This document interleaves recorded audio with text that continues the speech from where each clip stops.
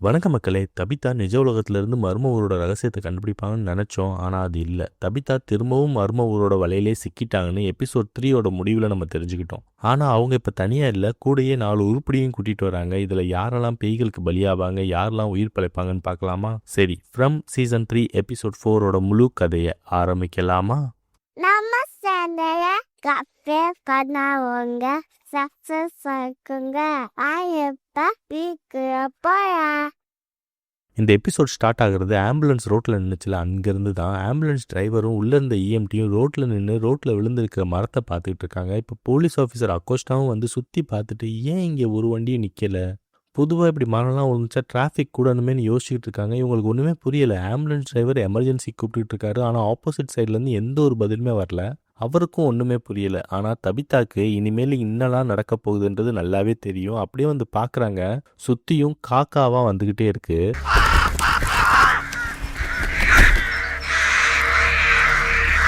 Driver, அக்கோஸ்டா மற்றும் இஎம்டிக்கு என்ன நடக்குதுன்னே புரியல. அக்கோஸ்டா சரி வாங்க நம்ம வேற வழியாக சுற்றி போகலான்னு சொல்கிறாங்க. தபிதா இல்லை, இது திரும்பவும் நடக்குதுன்னு சொல்லிக்கிட்டே இருக்காங்க. ஆனால் இஎம்டி மற்றும் அக்கோஸ்டா தபிதா வளர்றதா நினச்சிட்டு அவங்கள ஆம்புலன்ஸ்குள்ளே கூட்டிகிட்டு போகிறாங்க.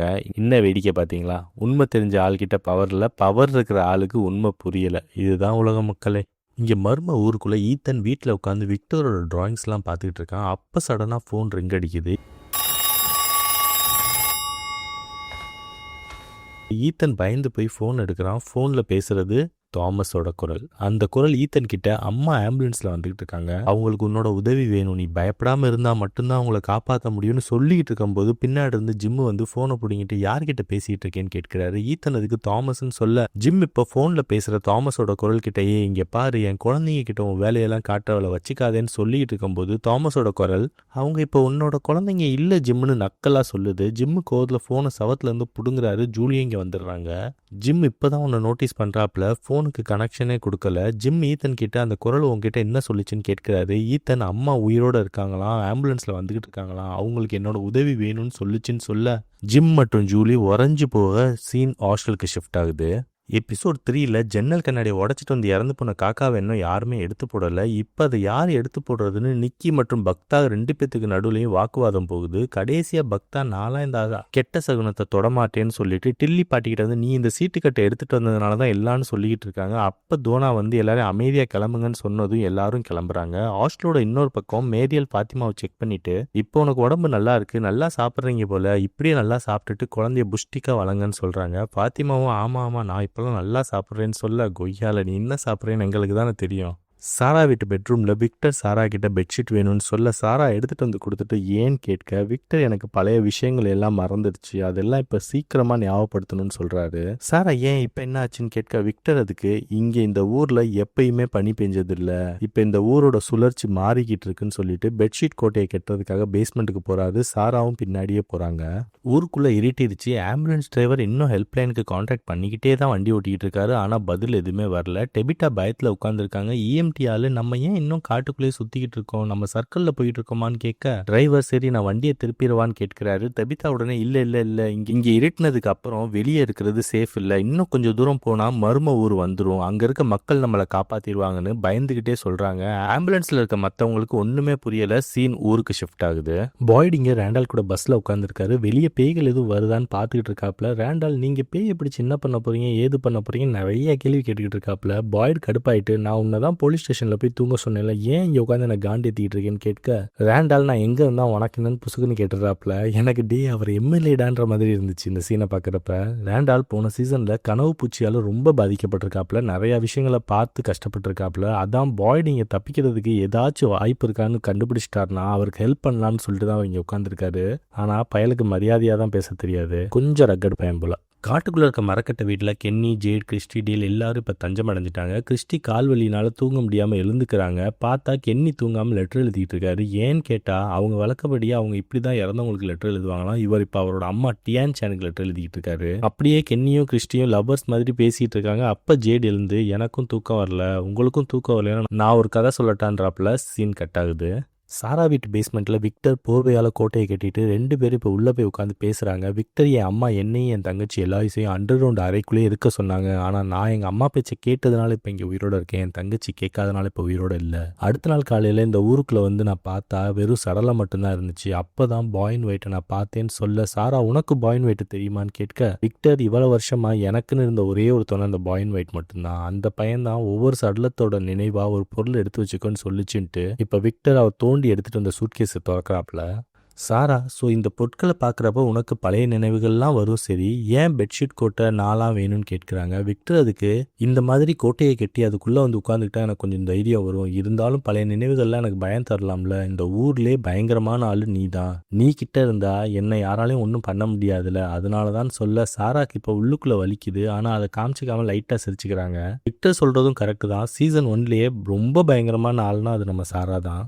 பஸ்ஸில் ரேண்டால் அங்கிட்டு இங்கிட்டு நடந்துக்கிட்டு இருக்கான். பாய்டு என்ன ஆச்சு, உனக்கு என்ன பிரச்சனைன்னு கேட்குறாரு. ரேண்டால் இல்லை இந்நேரம் அந்த பேய்கள் எல்லாமே இங்கே வந்திருக்கணும். டெய்லி ஒரே ரொட்டீனை தான் ஃபாலோ பண்ணுங்க. இங்கே இந்த பஸ்ஸு கண்ணாடி முன்னாடி அந்த நர்ஸ் ட்ரெஸ் போட்ட பேய் வந்து கதவு தட்டிக்கிட்டே இருக்கும். ஒரு பேய் அந்த ஊஞ்சலில் உட்காந்து ஆடிக்கிட்டு இருக்கும். மற்ற பேய்கள்லாம் கொஞ்சம் தூரமாக உட்காந்து சிரிச்சுக்கிட்டே இருக்குங்க. ஆனால் இன்னைக்கு எதுவுமே நடக்கலை. அதனால தான் எனக்கு ஒன்றுமே புரியலைன்னு சொல்லிக்கிட்டு இருக்காரு. பாய்டுக்கும் இப்போ ரேண்டாலோட பேச்சை கேட்டதுமே குழப்பமாகறாப்புல.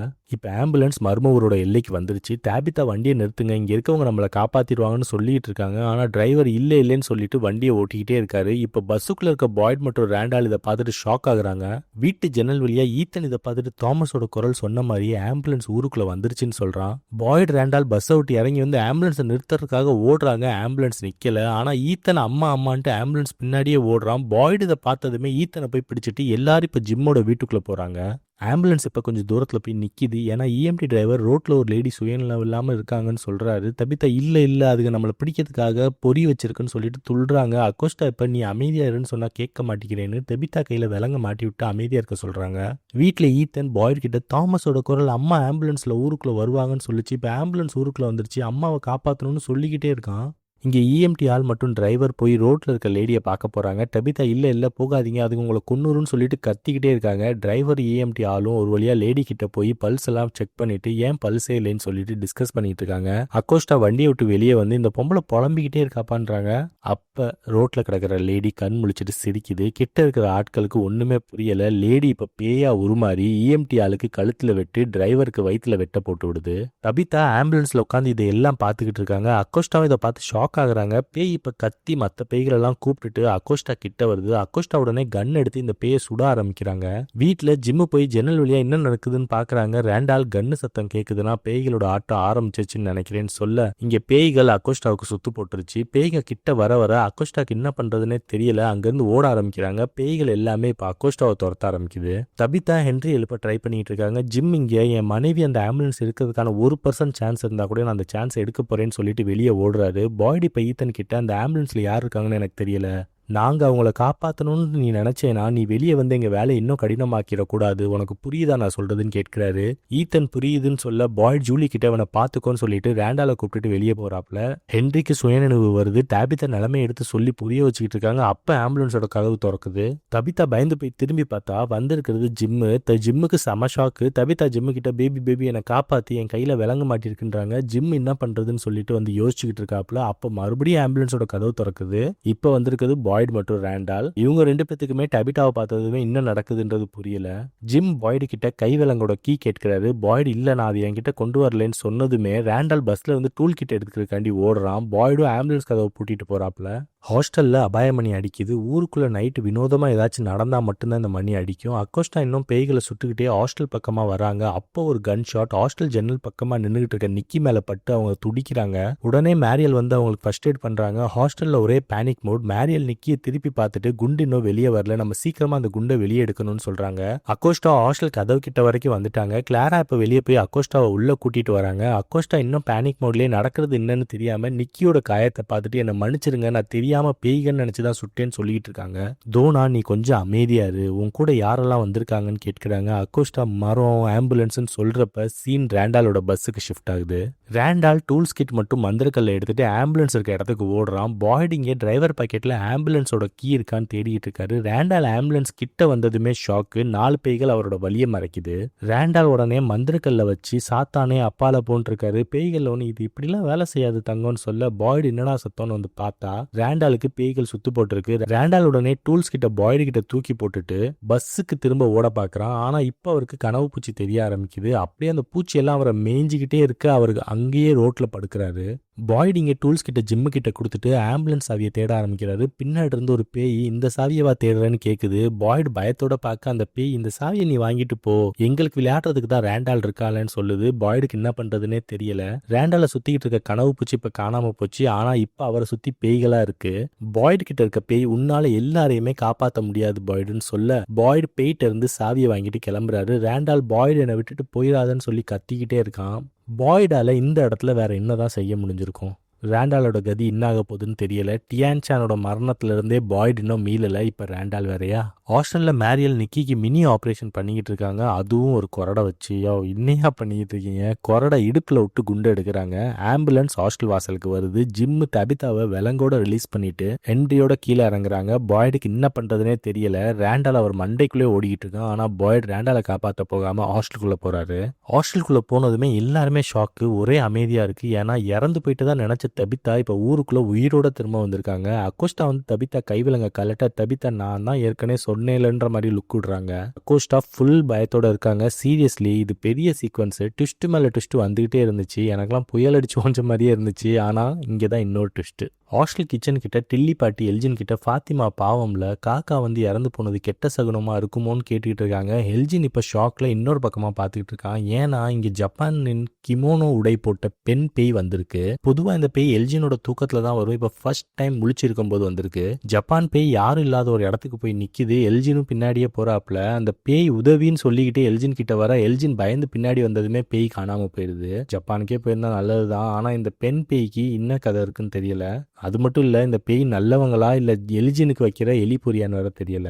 ஊர் வீட்டில் ஈத்தன் ஜூலி கிட்ட நீ ஓகேவா, கனவு பூச்சிக்கிட்ட இருந்து தப்பிச்சு வந்ததுலேருந்தே நீ சரியா இல்லைன்றான். ஜூலி இல்லை, நான் அங்கே பார்த்தது எல்லாம் என் மூளைக்குள்ள ஓடிட்டே இருக்கு, நான் சீக்கிரமா சரியாயிடுவேன்றாங்க. ஈத்தன் உனக்கு உதவி எது வேணும்னா நான் பார்த்துக்கிறேன்னு சொல்ல ஜூலி டேய் பெரிய மனுஷா நான் தாண்டா அக்கா, நான் தான் உன்னை பார்த்துக்கணும்னு சொல்றாங்க. ஈத்தன் அம்மா அப்பா 2 பேருமே திரும்ப வரலைன்னா நாம தானே நம்ம இனிமேல் பார்த்துக்கணும்னு சொல்றான். ஜூலி இப்போ ஃபீல் ஆயிட்டு கவலைப்படாத 2 பேருமே திரும்ப வருவாங்க, நம்பிக்கையோட இருப்போம்னு சொல்லிட்டு ஈத்தனை கெட்டி அணைச்சிக்கிறாங்க. மரக்கட்டை வீட்டில் ஜேட் அவர் பார்த்த மாயத்தோட்டங்கள் பற்றிலாம் சொல்லி முடிக்கிறாரு. கிறிஸ்டி உனக்கு இந்த மாயத்தோட்டங்கள் எப்போலேருந்து தெரிய ஆரம்பிக்குதுன்னு கேட்க ஜேட் எனக்கு இந்த ஊருக்குள்ளே வந்ததுலேருந்தே தான் தெரிஞ்சுக்கிட்டு இருக்கு. ஹோட்டலில் இருக்க நான் தெரிஞ்ச சிம்பிளை வரைஞ்சிட்டு இருக்கப்ப டியான் சான் ஸ்டோர் ரூம்லேருந்து இந்த டைரி எடுத்துகிட்டு வந்து கொடுத்தாங்க. அதில் நான் பார்த்த சிம்பிள்ஸ் எல்லாமே ஏற்கனவே வரைஞ்சிருந்துச்சுன்னு சொல்லிட்டு இருக்கும்போது யாரோ மரக்கட்டை வீட வெளியே இருந்து தட்டிக்கிட்டு இருக்க மாதிரி இருக்கு. கிறிஸ்டி ஜேடு கிட்ட நீ பார்த்ததெல்லாம் உண்மையிலே மாயத்தோட்டமா இல்லை நிஜமான்னு கேட்குறாங்க. கொஞ்ச நேரத்துல அந்த சத்தம் நிற்கிது.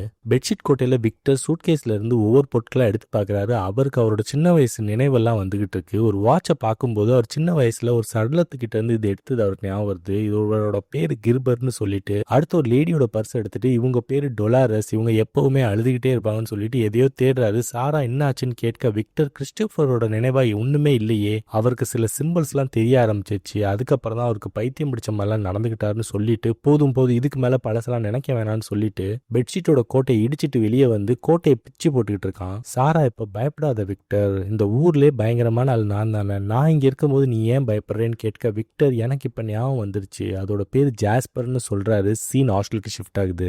பாய்டு தோனா கிட்ட இன்னும் நடக்குதுன்னே புரியல, தபிதா எப்படி ஆம்புலன்ஸ்ல வந்தான்னு சொல்லி புலம்பிக்கிட்டு இருக்காப்ல. அவருக்கு ஆக்சுவலா ரேண்டால விட்டுட்டு வந்துட்டோமேன்ற குற்றம் வச்சு அதான் புலம்பிக்கிட்டு இருக்காப்ல.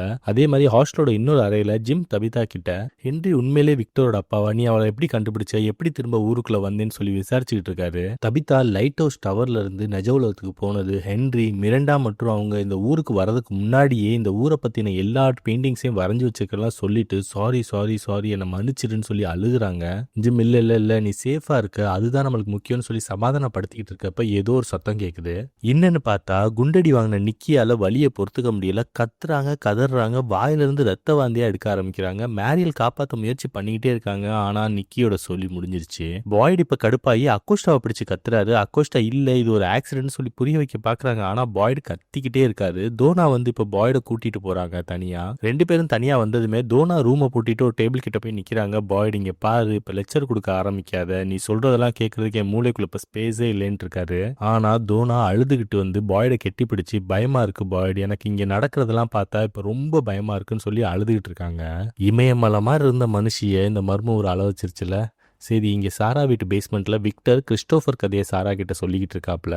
மர்ம ஊரில் கிறிஸ்டோஃபர் தான் ரொம்ப காமெடியான ஆளாம். ஜாஸ்பரை வச்சு நிறைய நகைச்சுவையெல்லாம் பண்ணிக்கிட்டு இருப்பாராம். ஆனால் அவருக்கு என்னைக்கு சிம்பிள்ஸ்லாம் தெரிய ஆரம்பிச்சிச்சோ அப்போதுலேருந்து தனியாக தான் இருப்பாராம். யார்கிட்டையுமே சிரித்து பேசுறது இல்லையா, யாரையுமே சிரிக்க வைக்கிறதும் இல்லையா. அப்போ தான் ஒரு நாள் கிறிஸ்டோஃபர் ஜாஸ்பர் கூட தனியாக சீரியஸாக பேசிக்கிட்டு இருந்ததை நான் பார்த்தேன். அதே போல் ஜாஸ்பரும் கிறிஸ்டோஃபர் கூட சீரியஸாக பேசிகிட்டு இருந்துச்சு. ஜாஸ்பரால் மட்டும்தான் இங்கே என்ன நடந்துச்சுன்றதை சொல்ல முடியுன்றாப்புல சீன் கட் ஆகுது. ஆஸ்திரேலியா எல்லிஸ் நிக்கியோட பாடியை ஒரு ரூம்ல கொண்டு வந்து வைக்கிறாரு. பாத்திமா பின்னாடியே வந்து நிக்கி கிட்ட ஒரு நாள் நான் ரொம்ப கோவமா நடந்துகிட்டேன், நான் கொஞ்ச நாள் அவ கூடயே இருந்துட்டு வரேன்னு கேட்டுக்கிறாங்க. எல்லிஸும் ஓகேன்னு சொல்லிட்டு கிளம்புறாரு. இங்கேதான் எபிசோடோட மோஸ்ட் டிஸ்டர்பிங் சீன் இருக்கு.